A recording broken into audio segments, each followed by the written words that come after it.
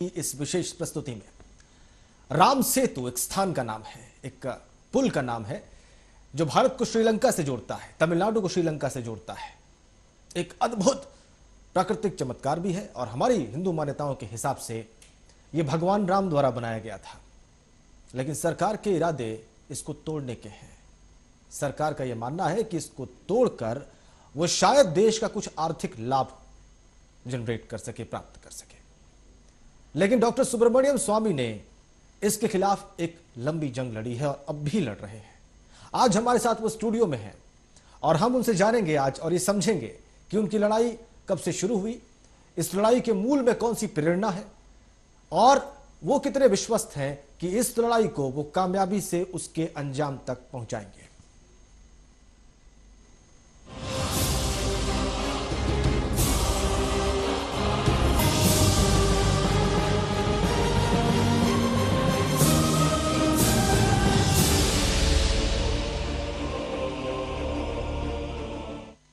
तो राम सेतु पर जो विवाद शुरू हुआ है उस पर बात करने के लिए और इसकी रक्षा का बीड़ा उठाने वाले डॉक्टर सुब्रमण्यम स्वामी से बात करने के लिए सबसे पहले इनका परिचय हम आपको करवा दें। इनका परिचय बहुत बड़ा है। डॉक्टर स्वामी, बहुत स्वागत आपका। प्राध्यापक भी हैं, विद्वान भी हैं, अधिवक्ता भी हैं और विचारक भी हैं। सर, ये राम सेतु का जो पूरा मामला है, देश ये जानना चाहता है कि आप इसके पक्ष में क्यों खड़े हुए? आपके मन में, आपके हृदय में कहां से ये प्रेरणा आई? वास्तव में मैं तो उसमें इस विषय में कोई दिलचस्पी नहीं ले रहा था जी, लेकिन उस समय मैं 2007 की बात कर रहा हूँ जी, जब माननीय सुदर्शन जी सरसंघ चालक थे राष्ट्रीय स्वयंसेवक संघ के। जी, जी। और बहुत वरिष्ठ साधु सन्यासी दयानंद सरस्वती जो तमिलनाडु के हैं, जी, जी, और अशोक सिंघल, इन तीनों ने अलग अलग से मुझे कहा था कि इसको लेना चाहिए क्योंकि सरकार का नीयत खराब है, इसको तोड़ देंगे। जी। और मैंने शुरू में कहा था कि ये तो धार्मिक विषय है और इसको कोई साधु संत वकील को रख के पिटिशनर बननी चाहिए। जी। तो फिर उन्होंने बताया कि ये हुआ था, सारे 4 शंकराचार्यों ने और अनेक मठाधीशों ने एक पिटीशन में दस्तखत की थी और उसको कोर्ट में पेश हुआ था, सुप्रीम कोर्ट में, और वो रिजेक्ट हो गया। और सिर्फ रिजेक्ट नहीं हुआ परंतु निंदा भी की गई कि ऐसे धार्मिक विषयों को सुप्रीम कोर्ट में नहीं लाना चाहिए। तब बात थोड़ी दिन रुक गई। फिर एक दिन सुदर्शन जी ने फ़ोन किया मुझे कि 1 हफ्ते के अंदर वो RDX लगा के तोड़ने वाले हैं। जी। तो मैंने कहा कि अब मैं जाऊंगा, ये पिटीशन पहले से डाला हुआ, डिसमिस हुआ है, तो कौन सुनेगा। तो उन्होंने कहा नहीं, कुछ करना चाहिए, नहीं तो हम लोग सब बड़े हताश हो जाएंगे, निराश हो जाएंगे। जी। और ये हमारे आस्था पर बड़ी चोट होगी।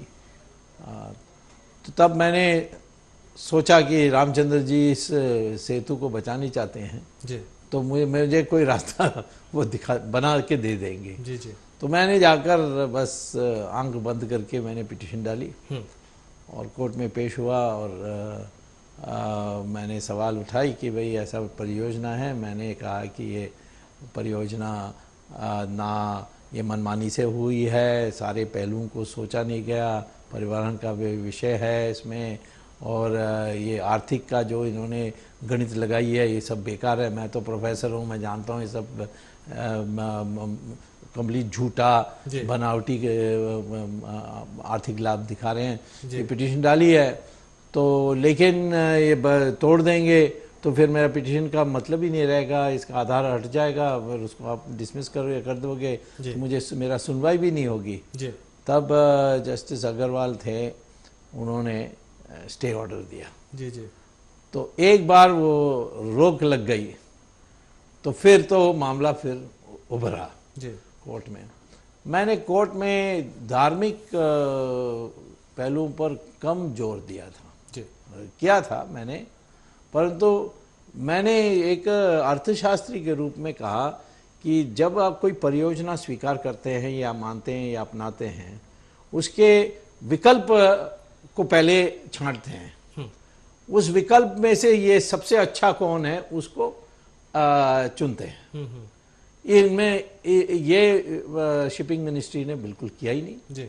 उन्होंने सीधा इसको तोड़ने में इसी रूट से राम सेतु को तोड़ के हम नहर निकालेंगे जी। ये फैसला किया जी। मैंने विकल्प को देखा है जी। और विकल्प के तो इससे सस्ता बनती है जी। तो ये तो हमारी सरकारी खर्चे में, हमारी टैक्स पेयर्स की खर्चे में हो रही है, इसीलिए इसको रद्द करना चाहिए क्योंकि इससे सस्ते रास्ते मिलते हैं जी। तो मैंने कहा कि आखिर में उद्देश्य क्या है कि आपको जहाज जो आते हैं पश्चिम से या पूर्व से, उन सबको श्रीलंका घूम के जाना होता है जी जी।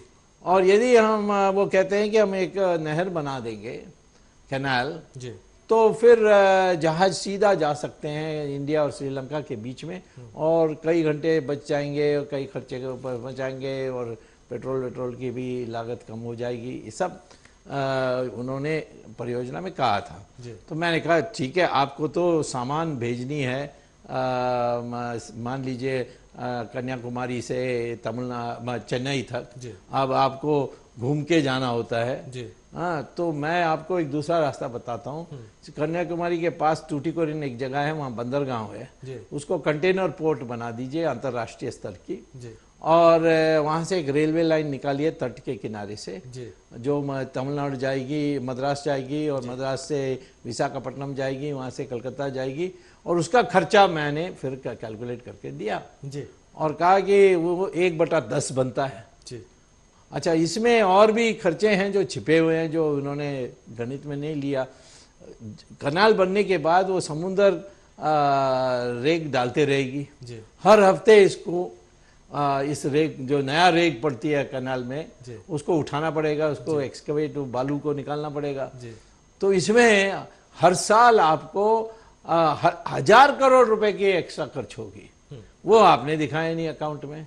इस तरीके से मैंने शुरू की। फिर मैंने कहा कि ऐसे परियोजना करने में आपको परिवार यानी एनवायरमेंटल प्रोजेक्ट यानी रिपोर्ट लेनी चाहिए। आपने इंटरिम रिपोर्ट में प्रोजेक्ट ही ले ली, उसका फाइनल रिपोर्ट नहीं आया, तो ये एक अवैध है। दूसरा है कि आपने कोस्ट गार्ड से परमिशन लेनी चाहिए थी, आपने लिया नहीं। तीसरा, तमिलनाडु सरकार उस समय भी ये जयललिता थी मुख्यमंत्री, उससे नहीं ली थी।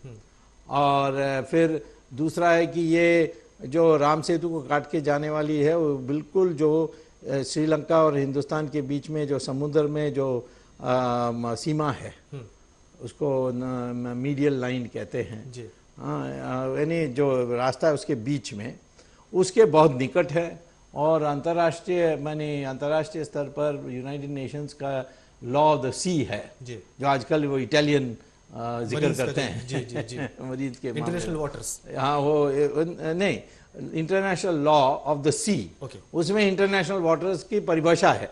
परंतु परियोजना आप कोई करोगे अपने समुद्र में और वो पड़ोसी देश की सीमा के यानी जो सीमा है जो पड़ोसी देश और आपके बीच में होती है, उसका 25 किलोमीटर से निकट है जी। तो फिर आप उस देश की भी परमिशन मांगनी चाहिए जी। और ये जो परियोजना थी ये तो 5 किलोमीटर दूर में थी जी। सीमा से जी। तो मैंने श्रीलंका सरकार को चिट्ठी लिखी थी कि आपका परमिशन लिया, तो उन्होंने कहा परमिशन भी नहीं लिया, हमने विरोध भी किया लिखित में, अभी तक उन्होंने जवाब नहीं दिया। ये भी मैंने कोर्ट में पेश किया। तो मैंने कहा एक तो ये अवैध है, और आखिर में मैंने कहा कि हमारे इस क्रिमिनल लॉ में सेक्शन 295 है कि कोई भी आस्था का स्थान है या किताब है, पुस्तक है, कोई भी आस्था का कोई भी विषय हो, उसको आप कोई चोट पहुंचाएंगे तो आपको 7 साल की दंड मिलेगी। क्रिमिनल ऑफेंस है। तो मैंने कहा कि ये तो क्रिमिनल ऑफेंस हो जाएगा क्योंकि ये आस्था का है। मैंने सारे शंकराचार्यों से चिट्ठी ले ली थी, एफिडेविट, और आरएसएस और विश्व परिषद ने 35 लाख दस्तखत भी ले ली लोगों से। मैंने कहा ये तो आस्था का है, इसमें तो कोई संदेह ही नहीं है, और इसीलिए इस पर आप कोई चोट पहुंचाएंगे तो ये तो क्रिमिनल ऑफेंस है, हाँ अपराध है इंडियन पिनल कोड में। तो चीफ जस्टिस ने मुझे कहा कि क्या हमारे ऊपर केस डाल दोगे? मैंने कहा अभी तक तो नहीं डालूंगा, क्योंकि आपने ये इसको अनुमति नहीं दी है, आप हमारी सुनवाई कर रहे हैं। यदि आपका निर्णय होगा कि यहाँ ये परियोजना वैध है और इसको राम सेतु को तोड़ा जा सकता है, तो फिर तो मैं आपके ऊपर केस जरूर डालूंगा। तो कोर्ट में तो सब हंसे। आपने मुख्य न्यायाधीश को ये बात कही? हाँ, कहा था कि मैं आप करेंगे तो मैं आपके ऊपर ही केस डालूंगा, क्योंकि आपने जानबूझकर ये जानते हुए आपने इस अपराध की। तो और अनेक सवाल पूछे। किसी ने पूछा कि वो समुद्र के बीच में है, कौन जाकर वहाँ उसको पूजा करेगा? मैंने कहा रोज सुबह मैं सूर्य को पूजा करता हूँ, कोई मैं सूर्य जाकर आता हूँ? हाँ, जी, जी, तो ये तो आस्था दूर से भी होती है। और तो फिर सवाल आया कि ये प्राकृतिक बनी है या ये किसी ने बनाया, जैसे इसमें रामायण में लिखी है। तो मैंने कहा कि बद्री नारायण एक थे, जियोलॉजिकल सर्वे ऑफ इंडिया जो सरकारी है, उसने जाकर वहाँ देखा और देखा कि वहाँ ऐसे वो पत्थर नहीं कहा जाता, उसको दूसरे नाम देते हैं, क्योंकि ये मछलियों की हड्डी और ये शंख ये सब धीरे धीरे मिलते मिलते एक पत्थर जैसे बन जाती है। उसको कॉरल कहते हैं। और उसका विशेषता है कि अब पानी में छोड़ोगे तो तैरेगा। अब मैंने फिर रामायण से पढ़कर सुनाया कि हनुमान ने वो पत्थर लाए और उन्होंने रखा तो वो तैरने लगी। फिर उन्होंने श्री राम लिखी, तब वो जमा स्थिर हो गए। हाँ, स्थिर हो गया जमा। तो फिर मैंने कहा कि जब रामचंद्र जी गए धनुषकोडी में और समुद्र राजा की पूजा की, उसने इस बात नहीं सुनी। 3 दिन की पूजा का लापरवाही की, तब उनको क्रोध आया। मानस जलधि जड़ गए 3 दिन बीती, विनय न मानस जलधि जड़ गए 3 दिन बीती, तो बोले राम सकोप तब भय बिनु होई न प्रीति। करेक्ट, बाण उन्होंने उठा लिया तुलसीदास में। तो वाल्मीकि में वो यही कहते हैं कि क्रोध में आए, इसको तो विनय समझ में नहीं आती इस राम समुद्र राजा को, फिर मैं सिखाऊंगा। तो उन्होंने वो अग्नि बाण निकाली। तब वो समुद्र राजा ऊपर आया, कहा कि नहीं सारे प्राणी सब मर जाएंगे, इसका मत करिए, आपको चाहिए तो पानी के नीचे से एक पहाड़ जैसा, इसको रिज कहते हैं, रिज अंग्रेजी में रिज है, उसके ऊपर आप तट से लाकर पत्थर रखेंगे तो आपका सेतु बन जाएगा। तो मैंने कहा बद्री नारायण ने और उनके सारे जियोलॉजिकल सर्वे के उन्होंने इन्वेस्टिगेशन बहुत पहले की थी। उन्होंने ये कहा है कि एक समुद्र, वो जो समुद्र के तराई है उसमें से एक रिज निकलती है और उस रिज के ऊपर ये कॉरल रखी गई है, और कॉरल समुद्र के बीच में कभी पैदा नहीं होती है, ये सब तट के किनारे पैदा होती है, इसीलिए ये लाया गया है और इसीलिए इसको बनाया गया। किसने बनाया हम नहीं कह सकते, परंतु 10,000 साल से कम नहीं। और हमारे जो ग्रह हैं जो पुराण में दिया गया उसके अनुसार रामचंद्र जी का समय लगभग एक 10,000 साल पहले। जी, मेरे पास कुछ ये अलग अलग लोगों के मत हैं, कुछ तो 17 लाख वर्ष पुराना भी बताते हैं। नहीं, वो क्या है कि वो जो उसका त्रेता युग का हिसाब जो है। जी। अब देखिए, जो ग्रह घूमते हैं वो जब एक पैटर्न में होते हैं एक जगह में, जैसे ज्योतिष कहते हैं इस ग्रह में है, इस ग्रह में है, इस घर में है। हाँ, वो बार बार आती है, परंतु कभी 10 साल 1000 साल के बाद, जैसे 20,000 साल के बाद, ऐसे। तो जो रामचंद्र जी की अयोध्या से यानी लंका पहुंचने की समय की बात है, वो एक कैलकुलेशन 10,000 साल कहता है। दूसरा कहता है कि ऐसे हर 10,000 साल में ग्रह इस पैटर्न में आते हैं। तो ये 10,000 साल भी हो सकता है, 20,000 साल भी हो सकता है, 30,000 साल भी हो सकता है। मैं इसीलिए मैंने कहा कम से कम ये 10,000 साल है, पुराना है। सर, ये जो ये सरकार का तर्क है, इसको आपने सिरे से खारिज भी किया कि अगर आप यहाँ पर रेलवे ट्रैक बना दें तो उससे 1/10 खर्च आएगा और उसी वो फिर जहाज आएंगे और वो कंटेनर को उतारेंगे, वो वहाँ से रेलवे लाइन बंदरगाह से शुरू होगी और वहाँ से चल जाएगी। तो बड़ा एफिशिएंट है। अमेरिका में ऐसा होता है, तो फिर जापान में ऐसा ये रवैया क्यों है? आखिर आपको क्या इसके पीछे सोच क्या लगती है? इसका एक और मैं पहलू बताता हूँ। ये जो इन्होंने नीरी एक national environmental engineering research institute उसका रिपोर्ट मंगवाई। उन्होंने कहा कि नहर बनाओगे तो 11 मीटर से ज़्यादा नहीं होनी चाहिए गहराई, नहीं तो वो सारा वॉल्केनिक मामला ऊपर आ जाएगा जी। तो कनाल का जो गहराई होगी वो 11 मीटर जी। अच्छा 11 मीटर में कौन से जहाज जा सकते हैं? जी जी। जो जहाज 30,000 जी। जो जहाज 30,000 टन से कम वजन की है, जी जी, यानी सामान ले जा करके उसकी वजन है, वही जा सकती है। जी जी। लेकिन आज तो 95% जहाज जो व्यापार यानी माल ले जाते हैं वो सब 1 लाख टन से हैं, ज़्यादा है।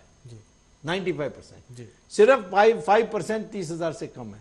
तो ये सारा ट्रैफिक तो 95% नहर बनने के बाद भी घूम के जाना पड़ेगा जी।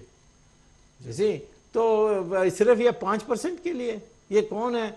उसमें मैंने देखा कि बालू का बेटा का एक कंपनी है जिसके जहाज सब 30,000 से कम है तो उसका लाभ होगा जी। हाँ, तो अब आपका सवाल क्या था? ये हाँ, सरकार इस बात को इस तरह से डिनाई क्यों कर रही है जब उसे पता है कि इतने लोगों की आस्था का मैं प्रतीक समझता हूँ कि ये मैंने सुप्रीम कोर्ट में उठाया था जब सरकार के तरफ से उन्होंने कहा है कि ये इन लोगों का विरोध धार्मिक है जी। हमारे देश की इकोनॉमिक डेवलपमेंट का सवाल है। तो पहले मैंने जमा को विस्फोट किया, मैंने फिर कहा कि आप मेरे ऊपर आरोप लगाते हैं कि मैं राम में मेरा आस्था है इसीलिए मैं कह रहा हूँ, ये अंधविश्वास है इसीलिए कह रहा हूँ। मैं तो कहता हूँ कि आपका भी धार्मिक कारण से ये परियोजना बना रहे हैं जी। सोनिया गांधी क्रिश्चियन है जी। और ये करुणानिधि तो उसको नफरत है लॉर्ड राम से, रोज उसको गाली देता है जी। कहता है कि राम सेतु का नाम कैसा आ गया, ये अंग्रेज़ों ने इसको एडम्स ब्रिज कहा था। हाँ, क्या राम कोई इंजीनियरिंग डिग्री पाई थी? इस प्रकार मजाक। यानी मैंने कहा कि मैंने एक बयान निकाल के दिया कि करुणानिधि ने मुस्लिम समुदाय को वोट मांगते समय कहा कि हिंदुओं ने बाबरी मस्जिद तोड़ी ना, मैं राम सेतु तोड़ के दिखाता हूँ आपको। तो ये कहीं ना कहीं ये पीछे है। और ये सोनिया गांधी का जो क्रिश्चियन कि हिंदू के जो भी आस्था के विषय हैं उसको नष्ट करो ताकि एक हीन भावना हिंदुओं में पैदा हो कि हम नपुंसक हैं, हम कुछ नहीं कर सकते। लेकिन सर इस योजना को ग्रीन सिग्नल तो अटल बिहारी वाजपेयी की एनडीए सरकार ने 2003 में दिया था। वो तो बीजेपी से पूछना चाहिए, बात तो सही है जी कि क्योंकि जब 1999 में उस समय मुझे पता है कि ये बात आई थी तो हम लोगों ने विरोध किया था, फिर वो ठंडा हो गया। फिर इन्होंने बनाई एनडीए सरकार नई बनी आफ्टर इलेक्शन, उसमें वो डीएमके वाले आ गए। डीएमके वालों को खुश करने के लिए रामचंद्र जी का सेतु को तोड़ने के लिए फैसला किया होगा। मतलब आपको लगता है कि बीजेपी ने भी जो है आस्था नहीं, के साथ वो रिकॉर्ड में तो साफ है कि ये प्रोजेक्ट को, देखिए ये प्रोजेक्ट 1857 से सोचा गया है और 23 बार परियोजना बनाई गई और 23 बार रद्द हुई जी। ये 24 बार जो एनडीए ने क्लियर की जी। ये तो एनडीए सरकार ने माने बीजेपी, क्योंकि मंत्री सब बीजेपी वाले थे जी। अरुण जेटली और पहले अरुण जेटली थे, फिर उसके बाद वेद प्रकाश गोयल थे, उसके बाद शत्रुघ्न सिन्हा, फिर वो कैबिनेट में गया, उसमें वाजपेयी थे, यशवंत सिन्हा थे, ये सब थे। तो और जॉर्ज फर्नांडिस ने बाद में मुझे ज़रूर कहा कि मुझे ये सारी जो आपने तथ्य बताई है मुझे पता होता तो मैं नहीं मानता, मैं तो उस समय करुणानिधि की बात पर आ गया था जी। तो अब जॉर्ज फर्नांडिस तो आ सकते हैं, परंतु जो राम मंदिर बनाने के लिए हम बोलते हैं जी, उनको थोड़ा सोचना चाहिए था। ये बड़ी घोर विडंबना है सर, देश की जनता को अगर ये तथ्य पता चलेगा कि राम मंदिर का नाम लेकर उनसे पूछे मुझे क्यों, मैं तो इतना कहूँगा जरूर कि जो रिकॉर्ड्स आए हैं सुप्रीम कोर्ट में जी, उससे क्लियर है कि ये परियोजना बनी थी जब एनडीए की सरकार थी। जी जी। और क्यों, ये वही बता सकते हैं, मैं नहीं बता सकता, मुझे तो बिल्कुल समझ में आती ही नहीं है। चलिए, लेकिन आप एक बात स्पष्ट है कि डॉक्टर सुब्रमण्यम स्वामी ने अदालत के भीतर इस बात का प्रखर विरोध किया है। अभी भी वहां पर मुकदमा चल रहा है, फिर से सुनवाई है। अभी वर्तमान में कैसे सरकार ने आर के पचौरी की रिपोर्ट को किनारे किया, जो कि एक पर्यावरण वैज्ञानिक है, और किस तरह से नए तर्क प्रस्तुत किए हैं, इस पर भी हम डॉक्टर सुब्रमण्यम स्वामी से बात करेंगे इस बहुत छोटे से ब्रेक के बाद।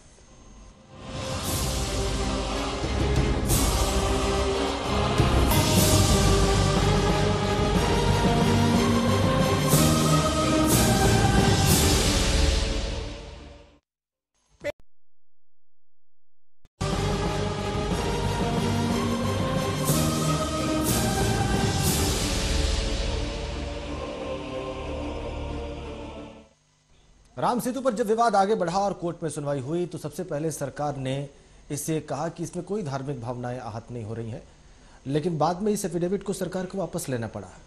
आर के पचौरी की कमेटी बनाई गई जो इसके पर्यावरण के पहलुओं को अध्ययन करके कोर्ट को बताती। उसने जो रिपोर्ट सबमिट की कोर्ट में, सरकार ने उसको भी मानने से इनकार कर दिया। अब ऐसा क्यों हो रहा है? ये क्या मंशा है सरकार की, ये भी समझ लेना बहुत जरूरी है। डॉक्टर स्वामी, यहाँ पे ये बात भी समझनी चाहिए कि अगर सरकार वैज्ञानिक तथ्यों का हवाला देती है, अगर सरकार ये कहती है कि हमें आर्थिक लाभ होता है, आर्थिक लाभ वाले पक्ष पे तो आपने उनको बताया कि किस तरह से जो है, अगर आप रेलवे लाइन या रेलवे ट्रैक बनाते हैं तो वो ज़्यादा वायबल है, वो ज़्यादा लाभदायक हो सकता है। लेकिन आर के पचौरी जैसे विद्वान की रिपोर्ट को भी किनारे करना, ये समझ में नहीं आता है।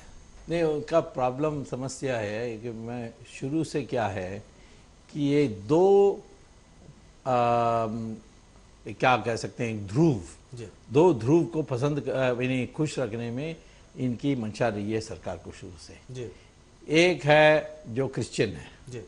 सोनिया गांधी की, उसको खुश रखना है। जी जी। और वो इन बातों में बिल्कुल ऐसे ही चाहती है कि सब टूट जाए, ये है वो है, हम लोगों को हीन भावना पैदा हुए। जी। और दूसरा है जो करुणानिधि है, जो जिसको नास्तिक भी कहना करेक्ट नहीं है, उसको भगवान में, वो हिंदू भगवानों का से उसको नफरत है। जी। और वो प्रचार करता है कि ये सब झूठा है। वो क्रिश्चियन के बारे कुछ नहीं बोलता है, इस्लाम के बारे कुछ नहीं बोलते, बट हिंदू के बारे बुराई करते रहता है।